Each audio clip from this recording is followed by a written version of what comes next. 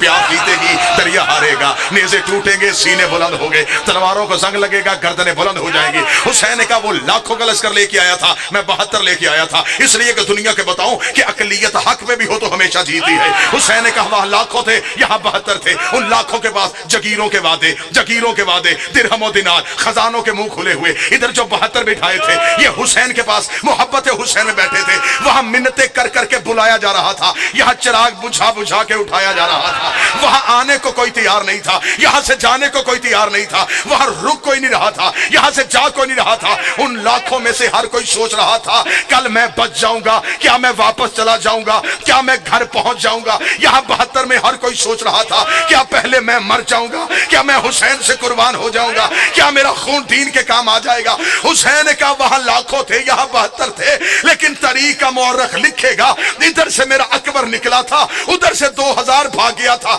इधर से मेरा कासम निकला था, उधर से 3000 भाग गया था, इधर से मेरा औन आया था, उधर से 5000 भाग गया था, इधर से मेरा गाजी आया, उधर से 10,000 भागा। हुसैन का तारीख लिखेगी वहां लाखों में हजारों भागे, यहां 72 में एक भी नहीं भागा।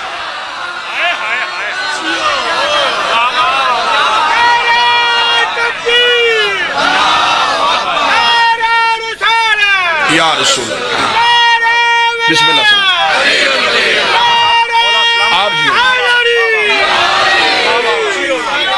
हुसैन ने बताया, हुसैन का यजीद तो लाखों लेके हक मिटाने आया था, लश्कर से हक नहीं मिटता। जुमला दूं, हुसैन ने कहा तेरे जिंदों की फहरिस्त भी नहीं होगी, मेरे मरने वालों की भी फहरिस्त। क्या बात है, तेरे लाखों में किसी को नहीं पता होगा कि कौन कहां गिरा, मेरे हबीब की भी जर्री होगी। जहां जौन गिरेगा मैं उसे भी खा के शिफा बनाऊंगा। जमाने ने हुसैन के हमले को समझा ही नहीं, मिंबर पे भी यही पढ़ दिया गया हुसैन लाखों के मुकाबले पे तलवार से तलवार नहीं टकराई थी, फिक्र से फिक्र टकराई थी। हुसैन ने नजरिए की धार से यजीदियत के गर्दन को काट दिया। हुसैन ने बताया जिस मरते हैं फिक्रें नहीं मरती, नजरियात नहीं मरते, कौमें वो जिंदा रहती हैं जिसके नजरियात जिंदा होते।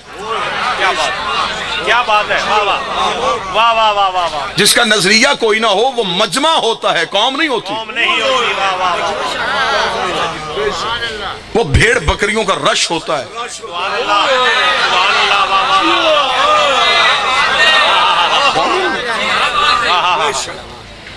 वो इर्द गिर्द जब पकड़े हुए किराए के कातिल होते हैं।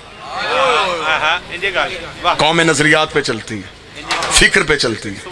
हुसैन क़यामत तक के लिए अपनी कौम को एक फिक्र दे के चले गए। क्या कहने, वाह वाह। जुमला देने लगा हूं, यकीन है कि मुझे जितना खूबसूरत इस्तकबाल हो रहा जुमले की नहीद भाई कदर होगी।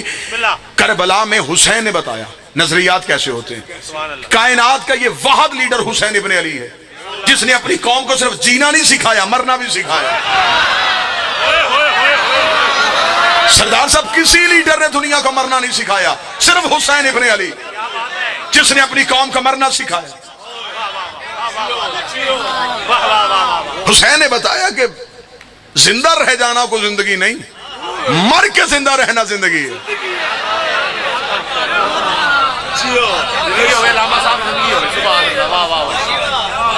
इससे पहले जमाने को पता ही नहीं था कि मौत को कैसे मारते हैं। ये तो करबला वालों ने बताया कि मौत को भी मौत आ जाती है, मौत को भी मार दिया जाता है। मैं जुमला कहूं, हुसैन ने कहा अकबर मैदान में जाएगा तो अकबर कोई खतरा तो नहीं। अकबर ने कहा मुझे क्या खतरा, हम मौत पे जा पड़े, ये मौत हम पे आ पड़े। अकबर ने बताया कि हम भी मौत पे चले जाते हैं। अकबर ने बताया कि हर एक को मौत मारती है, हम मौत को मारने आए। क्या बात है, क्या बात है, क्या कहने के लिए, बहुत अच्छे, वाह वाह।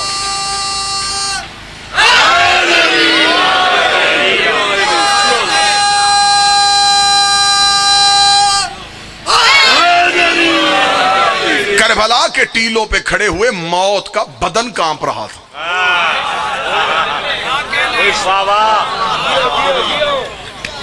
موت ڈر رہی تھی اور حسین کا اصغر للکار رہا تھا.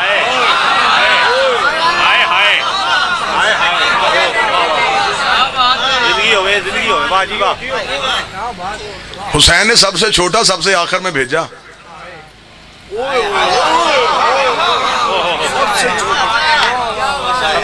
حسین کا جسے تم اصغر کہتے ہو میری نظر میں وہ بھی علی ہے. جسے اصغر اور علی کے معنی کا پتا تھا وہ جملے میں بول. جسے تم اصغر یعنی چھوٹا سمجھتے ہو میری نظر میں وہ بھی علی بڑا ہے. ہم میں کوئی اصغر اکبر نہیں ہوتا. یہ تو تمہاری پہچان کے لیے ہم نے نام رکھ دیے. عقیدہ سنانے آیا ہوں, علیحدہ رنگ سے حسین سنانے آیا ہوں. تھک گئی ہے میری قوم غریب غریب حسین سن کے. آؤ ذرا تمہیں حسین کی بادشاہ سنو. یہ تو تمہارے لیے ہم نے کہہ دیا کہ یہ عباس ہے, کیا بات ہے, یہ قاسم ہے, ورنہ ہم محمد بھی ہیں علی بھی ہیں. صادق بادشاہ کے ایک باس بندے نے آ کے پوچھا, اس نے کہا مولا آپ سارے محمد ہیں, پھر کوئی موسیٰ کیوں, کوئی رضا کیوں, کوئی تقی کیوں, کوئی نقی کیوں, کوئی زین العابدین کیوں؟ سارے محمد ہے, پھر نام سب کا محمد ہی کیوں نہیں؟ امام نے فرمایا سامنے الماری سے قرآن اٹھا کے امام کے ہاتھ پہ رکھا. امام نے کہا کیا یہ؟ اس نے کہا قرآن ہے. امام نے کہا یہ رحمان کیوں, یہ آل عمران کیوں, یہ بقرہ کیوں؟ جو بول سکتا ہے وہ بندہ میرے ساتھ. فرمایا بکھرے تو صورتیں, سمٹے تو قرآن, ہم بکھرے تو کئی, سمٹے تو محمد.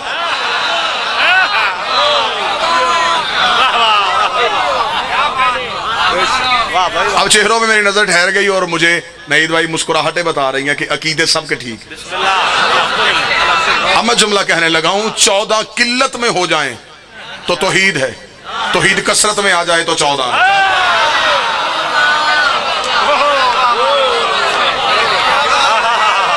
جو بول سکتے وہ بولے. یہ سمٹے تو نقطہ, ہر چیز کا آغاز ہے ہی نقطے سے. نقطے کے بغیر کوئی حرف بھی وجود میں نہیں آتا. نقطہ نیچے سے اوپر کھینچو تو الف بن جاتا ہے, نقطہ لٹا دو تو با بن جاتی ہے, نقطہ نیچے سے اوپر گیا تو پردے میں بول پڑا, بستر پہ لیٹ گیا تو محمد بن گیا. کیا بات ہے, بسم اللہ.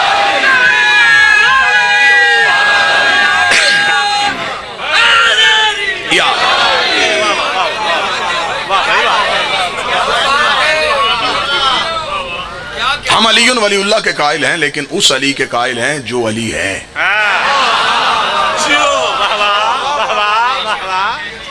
ہم جتنے بھی فضائل پڑھتے ہیں علی ابن ابی طالب کے پڑھتے ہیں,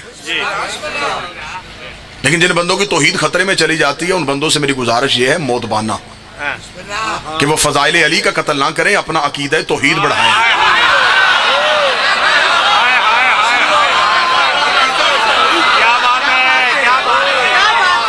عظمت توحید کی آڑ پہ ہم آپ کو فضیلت علی کا قتل نہیں کرنے دیں.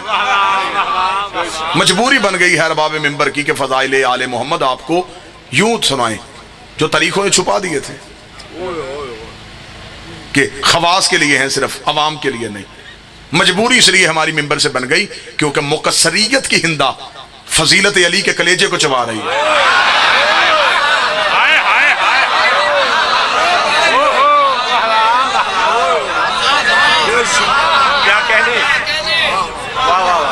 آج شیعہ ہو کے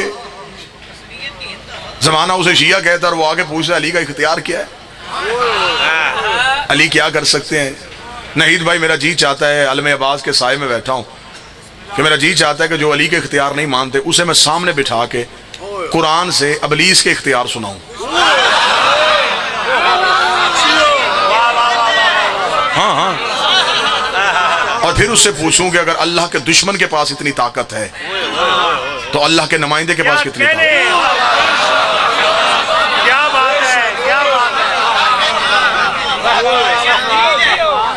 علی ہر جگہ پہ مدد کیسے کر دیتا ہے؟ علی تو ہر جگہ پہ مدد نہیں کر سکتے, لہٰذا آپ شیعہ یا علی مدد نہ کہا کریں. اسی مولوی سے پوچھو گمراہ کون کرتا ہے؟ ابلیس. کہاں کرتا ہے؟ ہر جگہ پہ. تو حد نہیں ہو گئی؟ کوئی غائب رہ کے گمراہ کر سکتا ہے تو کوئی غائب رہ کے ہدایت بھی تو کرے.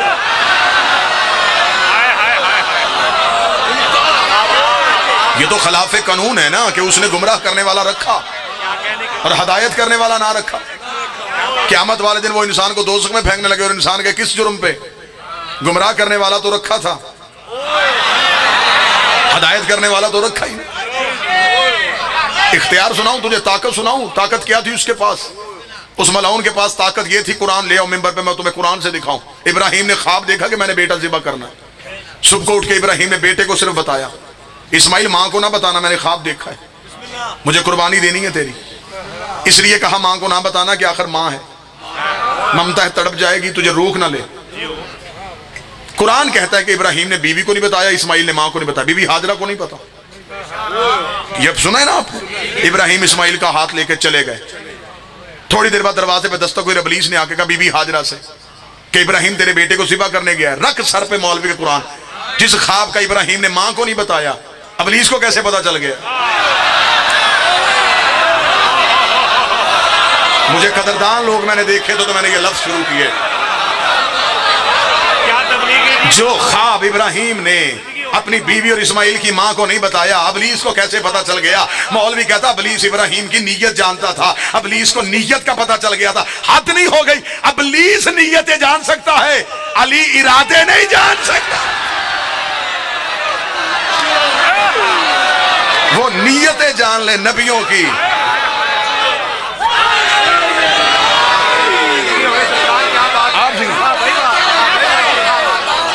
وہ نیتیں جانتا ہے, علی ارادے نہیں جانتا. ابلیس ہر جگہ پہ رہ کے گمراہ کرے, علی ہر جگہ پہ رہ کے مدد کیوں نہیں کر سکتا؟ ہزاروں دفعہ آپ کو ذاکرین نے واقعہ سنایا کہ نبی کے پاس مسجد پہ آ کے 40 صحابہ نے کہا یا رسول اللہ آپ کے پاس فیصلہ کروانے آئے ہیں. ہر صحابی کہہ رہا ہے علی افطار کے وقت میرے گھر تھا.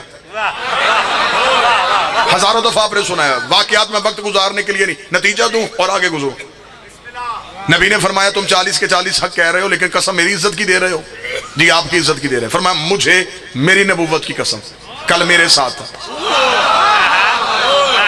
حجرے سے شہزادی کی آواز آئی, میرا بابا تو صدیق اکبر ہے, لیکن کل علی حجرے میں افطار کے وقت. سامنے بیٹھے ہوئے ساتھیوں نے کہا یا رسول اللہ یہ کیا بات ہوئی, ہر جگہ پہ علی, یہ کیسے ہو سکتا ہے؟ فرمایا اس کا جواب میں کل آج شام کو مغربین کی نماز کے بعد دوں گا. جب رات کی نماز پڑھنے کے لیے آنا تو گھر سے پانی کا ایک ایک پیالہ لے کے آنا.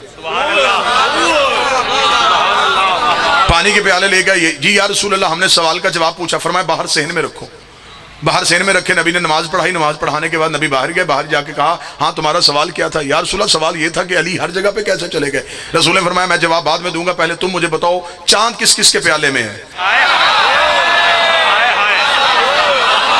نہیں بھائی 40 کے 40 دعوے دار اٹھ کے کھڑے ہو گئے, چاند میرے پیالے میں, چاند میرے پیالے میں, چاند میرے پیالے میں. رسول نے فرمایا اب آسمان کی طرف دیکھو, چاند ایک ہے, 40 پیالوں میں کیسے چلا گیا؟ انہوں نے کہا یہ آپ بتائیں. فرمایا آسمان کا چاند 40 جگہوں پہ جا سکتا ہے, جس کی انگلی کے اشارے سے 2 ٹکڑے ہو وہ 40 جگہوں پہ نہیں جا سکتا.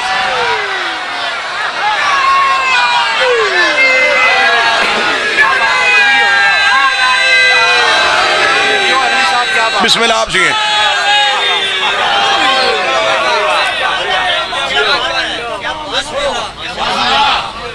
علی سے پہلے عبادت کا انتظام نہ تھا, ادب خدا کا تھا, محمد کا احترام نہ تھا. نماز قائم ہوتی تو کس طرح ہوتی, نماز قائم ہوتی تو کس طرح ہوتی, نماز قائم ہوتی تو کس طرح ہوتی. خدا کا گھر بنا دیا مگر امام نہ تھا.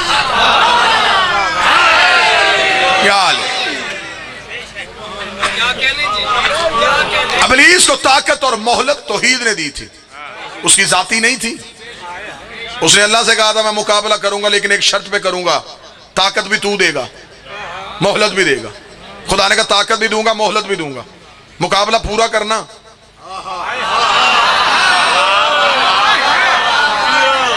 آج بندے اٹھ کے کہتے ہیں کہ علی نے بدلہ کیوں نہیں لیا, علی نے تلوار کیوں نہیں اٹھائی, حق علی کا تھا تو علی لڑے کیوں نہیں. طاقت کے ہوتے ہوئے ابلیس کو چھوڑ دے تو اس کی ربوبیت میں کوئی فرق نہیں آتا. 2-4 منکروں کو علی چھوڑ دے تو علی کی حمیت میں بھی کوئی فرق نہیں آتا.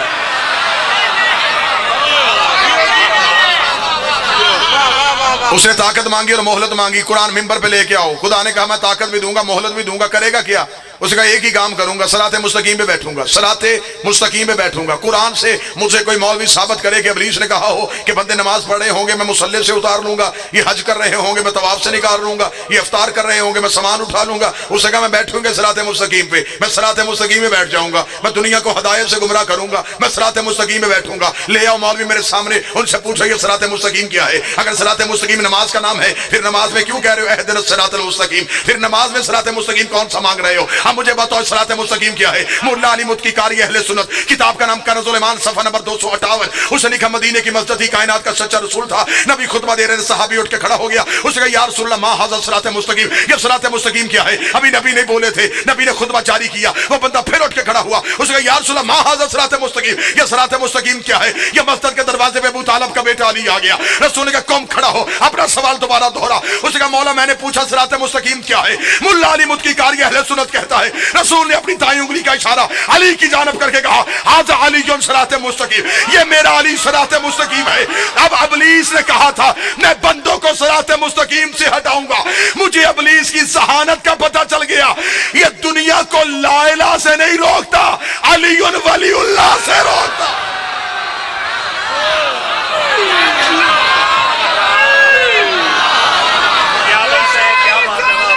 या रसूल